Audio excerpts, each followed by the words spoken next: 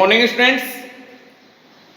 हमारा chapter number first electric field चल रहा था और वो आज हमारा कंप्लीट होने वाला है। उसमें कुछ न्यूमेरिकल्स शेष रह गए थे जिनको इस लेक्चर नंबर 24 में कंप्लीट करा देते हैं। ठीक, तो देखो न्यूमेरिकल नंबर 4, दो एक समान, बड़ा शानदार न्यूमेरिकल है।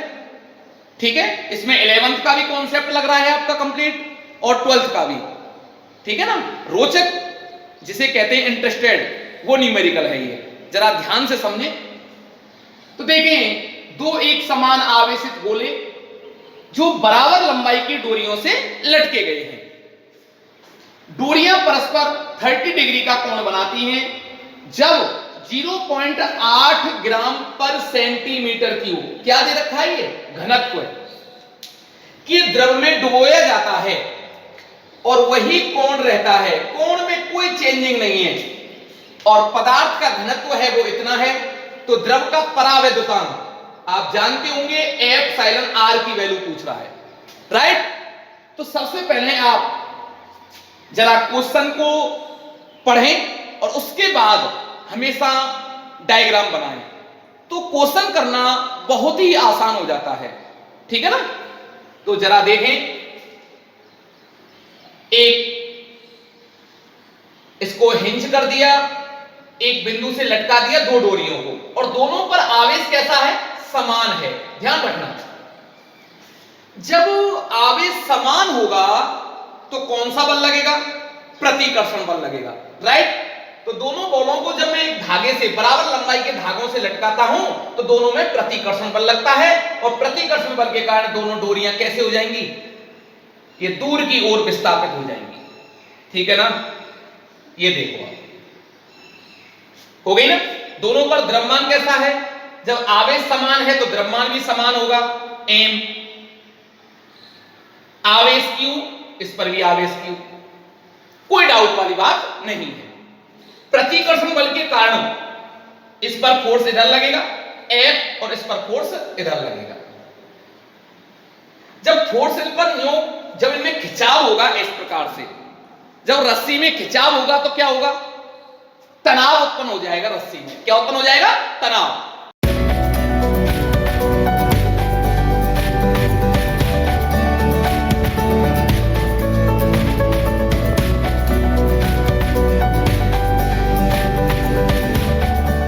हाँ जरा देखें, अब रस्सी देखो, आप देखें, मैं इसको ऐसे विजुअलाइज करा देता हूं। ये रस्सी कैसी है, लूज है, कोई मास नहीं है, इससे कोई द्रव्यमान नहीं लटका हुआ है। अच्छा, यहां पर जो मैंने रस्सी ली है ना, इनका ये मान करके लिए कि इनका कोई द्रव्यमान नहीं है। इस बात को ध्यान रखें आप। जब इसका रस्सी का कोई द्रव्यमान नहीं होगा तो रस्सी कैसी होगी, लूज होगी। देखो इस प्रकार से होगी लूज, राइट। इसमें कोई तनाव बल उत्पन्न नहीं हो रहा है। ठीक है ना। अब मैंने क्या किया, इसी रस्सी से, दो रस्सी हैं ये, इस प्रकार से दो रस्सी हैं, एक किनारे से लटका दिया। ठीक है ना, इस प्रकार से पास पास होंगी ये, राइट। सभी को दिख रही है ना, क्लियर है बिल्कुल। अब मैं इस रस्सी से भी एक आवेशित कण लेता हूं और उतने ही मान का इस रस्सी के किनारे पर भी मैं आवेशित कण लेता हूं और दोनों को मैं यहां पर लटका देता हूं, राइट। क्या होगा बताओ, दोनों पर आवेश समान है, और आवेश समान है तो क्या लगेगा, इनमें प्रतिकर्षण बल लगेगा और प्रतिकर्षण बल के कारण रस्सी कैसी हो जाएंगी, टाइट। इस प्रकार से देखो, ये देखें आप जरा, ऐसे दो हैं तो रस्सी टाइट हो गई, तनाव बल उत्पन्न हो गया। कहां लगेगा तनाव, mg कहां लग रहा है, इसका मास होगा। ये आवेशित कण है, मान लो कैसा कण है, ये आवेशित कण है। ठीक है ना, तो इसका द्रव्यमान के कारण नीचे क्या लगेगा, mg लगेगा और रस्सी टाइट हो गई, तनाव बल कहां लगेगा, ऊपर की ओर। ठीक, ये दोनों कैसे बल होंगे, क्रिया प्रतिक्रिया बल होंगे। दोनों कैसे बल होंगे, क्रिया प्रतिक्रिया बल। अब दोनों पर समान आवेश है, दोनों पास पास है, तो इनमें ऐसे इस प्रकार प्रतिकर्षण बल के कारण ऐसे हो जाएंगी रस्सी। देखो टाइट है बिल्कुल, वो स्थिति है। देखो ऐसे हो गई और दूसरी रस्सी ऐसे हो जाएगी। बात समझ में आई ना। तो देखें जरा इसको, इन पर तनाव बल उत्पन्न हो गया, ये T, इस पर भी तनाव बल उत्पन्न हो गया T। ठीक, नीचे द्रव्यमान के कारण क्या लगेगा, इस पर mg, mg, और इस पर भी क्या लगेगा mg। बिल्कुल क्लियर। अब सुने, ये कितने डिग्री का कोण बना रही है बेटा? 60 डिग्री का, 30 डिग्री का। तो ये कितने डिग्री का बच्चा? 15, और ये भी 15। ये बिंदु O ले लें, ठीक है ना, और ये बिंदु A, और ये B, और ये क्या मान लें अपन? C, ठीक है ना, कोई डाउट वाली बात नहीं है। अब आप देखें, इसके घटक करने होंगे आपको, घटकों में तोड़ना पड़ेगा। तो जरा देखो आप, ये 50 किसके बराबर है? 15 थीटा के बराबर। तो थीटा मान लेता हूं मैं इसको, ये थीटा, तो यहां पर एकांतर कोण बनेगा ये थीटा, तो ये भी थीटा होगा मेरा एकांतर कोण, ठीक। घटक करें, t cos थीटा, इधर क्या होगा? t sin theta. किसी एक को ले लो, सेम जो यही कंडीशन है वही कंडीशन यहां पर लगने वाली है, ठीक है ना, कोई डाउट वाली बात नहीं है। यहां पर भी वही होगा, ये थीटा तो ये भी थीटा, तो ये क्या होगा? t cos थीटा, और ये क्या होगा? t sin theta. बीच की डिस्टेंस मान लो आप, कुछ भी मान लो, r, दोनों आवेशित कणों के मध्य की दूरी क्या है? r। कूलाम का नियम लगा लें। अच्छा, कोई डाउट वाली बात नहीं है। पहले देखो कहां रखी हुई है ये दोनों आवेशित कण, कहां रखे हुए हैं? हवा निर्वात में। बाद में इसको कहां डुबोया जाता है? द्रव में डुबोया जाता है। तो जरा देखें आप, हवा निर्वात के लिए पहले तो इसको घटकों में वियोजित करने पर दिख रहा होगा आपको, घटकों में वियोजित करने पर, ठीक। देखो भैया, t sin theta equal to किसके बराबर है? f के। किस में रखा हुआ है? पहले हवा निर्वात में।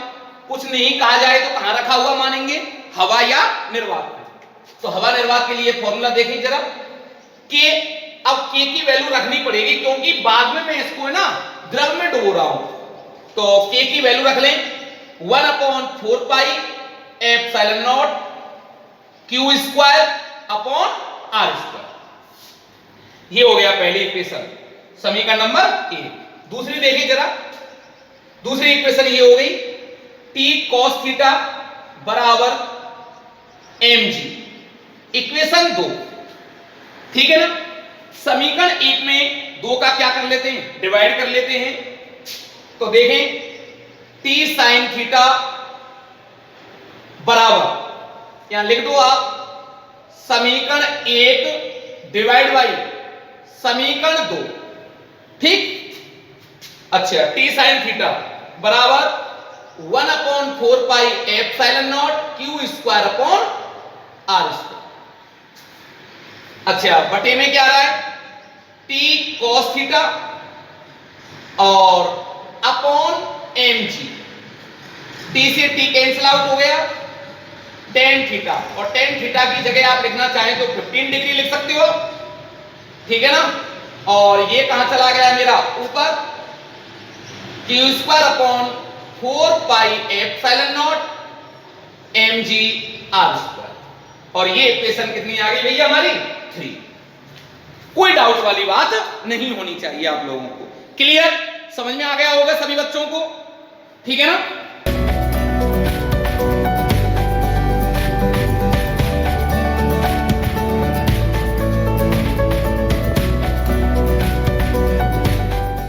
अब देखो, अब अगली इक्वेशन देखें आप। अब मैंने इसको किस में डुबो दिया? द्रव में डुबो दिया। कितने घनत्व का है? इतने घनत्व का द्रव है। तो देखो भैया, द्रव में डुबो देने पर उपरोक्त किसको, ये जो हमने अरेंजमेंट किया है, उपयुक्त जो अरेंजमेंट है, इसको मैंने द्रव में डुबो दिया। तो उपयुक्त अरेंजमेंट, ठीक है ना, व्यवस्था को, उपयुक्त व्यवस्था को द्रव में डुबो देने पर, राइट। अब देखो क्या होगा, ध्यान दे जरा, कोण का मान तो वही रहेगा, सेम है, कोई डाउट वाली बात नहीं है, ठीक है ना। कहीं भी डुबो दो उसको, कहीं भी ले जाओ, संख्या है, ये निर्देशांक तंत्र पर किसी भी माध्यम पर डिपेंड करती नहीं है, बीच की डिस्टेंस भी वही रहेगी, केवल और केवल क्या चेंज होने वाला है माध्यम में डुबोने पर, क्या है ये, हवा निर्वात की विद्युतशीलता चेंज हो जाएगी सिर्फ और सिर्फ, राइट। और कुछ चेंज होने वाला नहीं है, ये चेंज होगा और ये जी है वो चेंज हो जाएगा आपका mg, गुरुत्वीय त्वरण, ठीक है ना भैया। इनमें दो चीज चेंज होंगी और कुछ चेंज होने वाला नहीं है।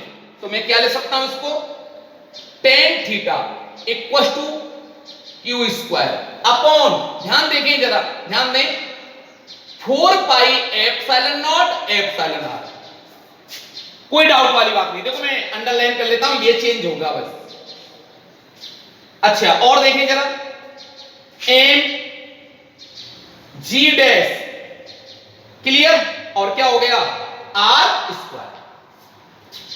अब दोनों इक्वेशनों की अपन क्या कर लें, तुलना कर लें, या आप चाहें तो मैं एम जी डैश की वैल्यू निकाल लूं, ठीक है ना। इस वैल्यू को और मैं आपको समझा देता हूं कि जी डैश की वैल्यू यहां पर कैसे निकलेगी।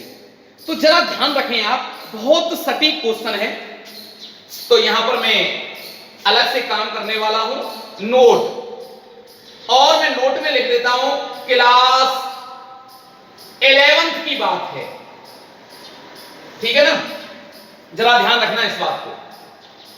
तो कैसे ध्यान रखोगे भैया जी आप, एक सिद्धांत था आर्किमिडीज का, ये क्या कहते हैं, बहुत सुंदर बात कहते हैं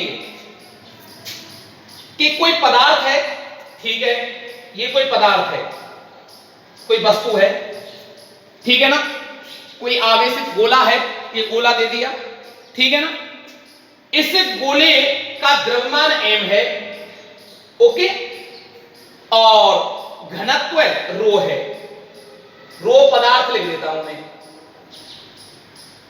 रो पदार्थ, दिख रहा है ना सभी को, पदार्थ है, पदार्थ का घनत्व रो है, रो पदार्थ, क्यों द्रव का भी है ना, उसके नीचे जब द्रव के घनत्व को शो करूंगा ना मैं, तो उसके सामने लिख दूंगा रो द्रव। अब मैं इसको एक द्रव में डुबो देता हूं।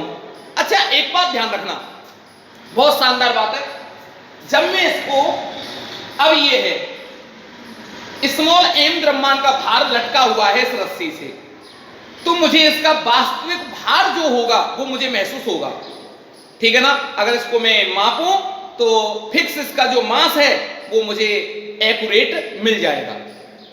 अचानक मैं यहां पर द्रव लेके आता हूं, एक द्रव की बाल्टी में मैं इसको डुबो देता हूं, तो क्या होगा बताओ, इसके भार में कमी हो जाएगी, इसके भार में क्या हो जाएगी, कमी हो जाएगी। तो ध्यान रखना। अच्छा एक बात और ध्यान रखना, उस द्रव का घनत्व है जिसमें मैं डुबो रहा हूं, उसका इससे कैसा होना चाहिए, कम होना चाहिए, और द्रव का घनत्व ठोस वस्तु से कम ही होगा। यह भी आप एक लॉजिकल बात है, ठीक है ना, ये ध्यान रखना। देखो यहां पर भी इसका घनत्व इतना है और द्रव का घनत्व इतना है, तो द्रव का घनत्व हमेशा इससे कैसा होगा, कम होगा, और कम होगा तभी भार में कमी होगी। एक मैं आपको समझाने के लिए कह रहा हूं, द्रव का घनत्व कम ही होगा, ये तो जर्नली सी बात है। अच्छा ये बात समझ में आ गई, बिल्कुल क्लियर है। तो जब द्रव में इसको डुबोऊंगा तो क्या होगा, इसके भार में कमी होगी 100%। अब देखो, अब मैं इसको द्रव में डुबो देता हूं, ये द्रव है, ठीक है ना। अब आप समझ गए होंगे, द्रव रो द्रव ऐसे लिख दिया, द्रव का घनत्व ये है रो और पदार्थ का घनत्व ये है।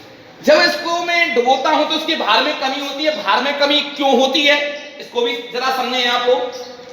अब इस पर नीचे की ओर क्या लगेगा, mg, इस वस्तु का भार mg,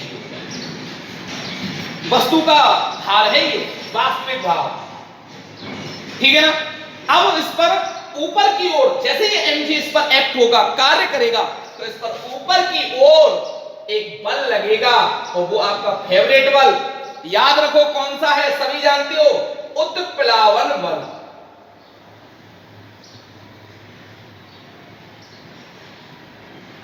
उत्प्लावन बल, ठीक है ना। उत्प्लावन बल लगेगा ऊपर की ओर, जो इसके भार में कमी लाएगा, आभासी भार में, ठीक है ना। तो उसको आप जरा देखें कैसे करोगे। बहुत सिंपल सा टॉपिक कॉन्सेप्ट है, बहुत ही सामान्य। तो आभासी भार यहां पे लिख देता हूं मैं, आभासी भार इक्वल टू। अच्छा एक बात ध्यान रखना, थोड़ा ध्यान देना, बहुत अच्छी बात है। जिधर त्वरण की दिशा होती है, जिधर त्वरण की दिशा होती है, उधर के बल हमेशा बड़े होते हैं। अब आप नहीं बताओ, जब इसको मैं डुबोऊंगा तो कहां जाएगी ये? नीचे जाएगी, तो नीचे का बल बड़ा होगा, ठीक है ना। तो मैं क्या लिख सकता हूं, आभासी भार बराबर mg माइनस f। ये ध्यान रखना। अब आप कहें f में से इसको क्यों नहीं घटाया? जिधर के बल बड़े होते हैं, जिधर त्वरण की दिशा होती है, याद रखना। तो मेरा तो ये नीचे जा रहा है ना ब्लॉक, तो नीचे का बल बड़ा, ठीक है। आभासी भार W डैश बराबर, अब इसकी वैल्यू रख लीजिएगा m बस इसका। तो देखो घनत्व का सूत्र क्या होता है, जरा घनत्व का सूत्र देखें आप लोग। रो बराबर द्रव्यमान बटे आयतन, तो m बराबर क्या हो गया? रो v। तो यहां देखें रो, रो किसका? पदार्थ का, ये पदार्थ। अच्छा v और g माइनस f की वैल्यू देखें जरा। उत्प्लावन बल, उत्प्लावन बल बराबर भी वही होगा, रो पदार्थ और b g, ठीक है ना भैया। अच्छा ये b क्या है? आयतन है। ये b ऐसा आता है, स्मॉल b नहीं आता, ध्यान रखना भैया। हो स्मॉल b किस में आता है? वेग में, वेलोसिटी में। अब w डैश बराबर क्या होगा? mg डैश, g चेंज होगा इसका। तो इसको देखें आप, इसमें से कॉमन ले लें। क्या कॉमन आ रहा है हमारा? रो bg, किसका? ये पदार्थ का, ठीक है ना। तो इसमें से ये कॉमन आ गया, ये किसका आएगा? हमारा द्रव का होगा। तो इसमें से मैंने पदार्थ का कॉमन ले लिया, तो क्या बचेगा? 1 माइनस, और ऊपर क्या आएगा? रो द्रव अपॉन रो पदार्थ। ये अब इसको जरा देखें आप दोबारा से। mg डैश इक्वल टू, और ये क्या हो गया मेरा? रो पदार्थ, रो पदार्थ bg किसके बराबर है? mg के बराबर। किसके बराबर है? mg के बराबर। और ये क्या बचा? 1 माइनस रो द्रव अपॉन रो पदार्थ। ये आ गया, राइट। नोट करें यहां तक।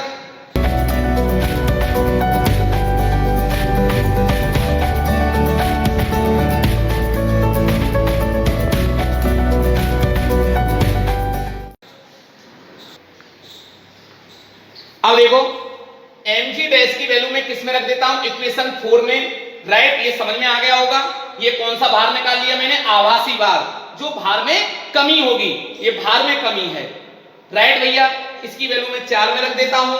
तो देखो mg डैश का मान समीकरण 4 में रखने पर, बहुत शानदार क्वेश्चन है। तो tan थीटा इक्वल टू, जरा ध्यान रखें, Q square upon 4 pi epsilon naught epsilon R और आर स्क्वायर, ठीक है ना। mg डैश की वैल्यू बोलो भैया, mg आ गया। अब आप चाहें ना, चलो कोई दिक्कत नहीं है। और क्या हो गया ब्रैकेट में? 1 माइनस रो द्रव अपॉन रो पदार्थ, ठीक है ना। और ये इक्वेशन कितनी आ गई हमारी? दिख रहा होगा, आप बताएं। 5th इक्वेशन आ गई। अब देखो थोड़ा बड़ा क्वेश्चन है, लेंथी क्वेश्चन है, ध्यान रखना, ठीक है ना। आप आसानी से समझ सकते हो इसको, बार बार वीडियो देखना आप लोग। अब हम दोनों को कंपैरिजन कर लेते, दोनों को कंपेयर कर लेते हैं इक्वेशन 3 और 4 से। तो देखें फ्रॉम इक्वेशन 3rd एंड 4, दोनों इक्वेशनों को कंपेयर करें। तो दोनों को देखें आप, क्या आ रहा है हमारा Q square upon 4 pi epsilon naught epsilon R M G dash, पहले उसको लिख लें आप, ठीक है ना, यही तो आ रहा है एम जी आर स्क्वायर, ये लिख लेनी है अपन, ये इक्वेशन पूरी कंप्लीट लिख दी। Q square 4 pi epsilon naught M G R square equal to, ये देखें Q square upon 4 pi epsilon naught epsilon R R square और एम जी और 1 माइनस रो अपॉन रो। ये मैंने आपको सुविधा के लिए लिखा है, बहुत शानदार समझ में आता है बच्चों की में से। ऊपर लिख दो आप द्रव और नीचे लिख दो पदार्थ, बिल्कुल क्लियर चल रहा है किसका लेना है। अब देखो आप कैंसिल आउट कर लो, क्यू स्क्वायर से क्यू स्क्वायर और इससे ये कैंसिल आउट हो गया, एम जी से एम जी गया, ठीक, और आर स्क्वायर से आर स्क्वायर गया, कैंसिल आउट हो गया। क्या बचता है हमारा, क्रॉस मल्टीप्लाई कर लीजिएगा, तो ये आता है हमारा भैया एप्सिलॉन आर और 1 माइनस रो द्रव अपॉन रो पदार्थ, रो पदार्थ, राइट, इक्वल टू 1। अब इसमें से क्या करते हैं, मुझे किसकी वैल्यू फाइंड करनी है, एप्सिलॉन आर की, तो एप्सिलॉन आर डिवाइडेशन हो जाएगा इसका, तो 1 अपॉन क्या आएगा 1 माइनस रो द्रव अपॉन रो पदार्थ, ठीक है ना। इसकी वैल्यू पुट कर दें जरा, देखें आप, सब चीज दे रखी है हमारे सामने। 1 माइनस रो द्रव 0.8 अपॉन 1.6, ठीक है ना, ये दे रखा। अब आप कहोगे एक क्वेश्चन बनता है, सर आपने मात्रक पद्धतियां चेंज क्यों नहीं की, ये तो सीजीएस पद्धति का मात्रक है सर, और आप तो हमसे शुरू से बोलते आ रहे हो कि एसआई पद्धति यूज में ली जाती है। बच्चों ध्यान रखना, दोनों के दोनों हमारे किसमें हैं बताओ, अनुपात में है, और अनुपात में जब कोई भी मात्रक हो तो बदलने की जरूरत नहीं होती है, ध्यान रखना, क्योंकि कैंसिल आउट हो जाएंगे दोनों, ठीक है। अब इसको सॉल्व कर लीजिएगा, ये आपने इधर से नोट कर लिया, इसको मिटा देता हूं मैं,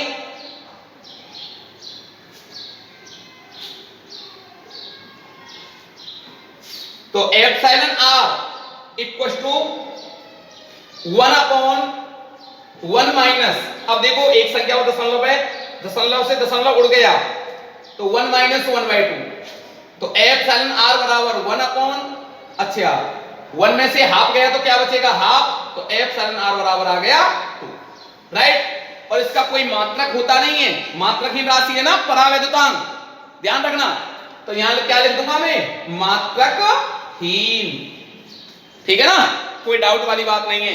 देखो मैं आपको लेंथी भी क्वेश्चन करा रहा हूं, एक भी क्वेश्चन नहीं छोड़ा है मैंने आपका, ठीक है ना। हालांकि आपको सारे न्यूमेरिकल का सॉल्यूशन आपको यहां पे मिलेगा हमारे लेक्चर में, ठीक है ना बेटा, एक भी न्यूमेरिकल नहीं छोड़ रहा हूं, एक्स्ट्रा भी क्वेश्चन मैंने आपको काफी सारे कराए हैं, ठीक, नोट करें जरा इसको।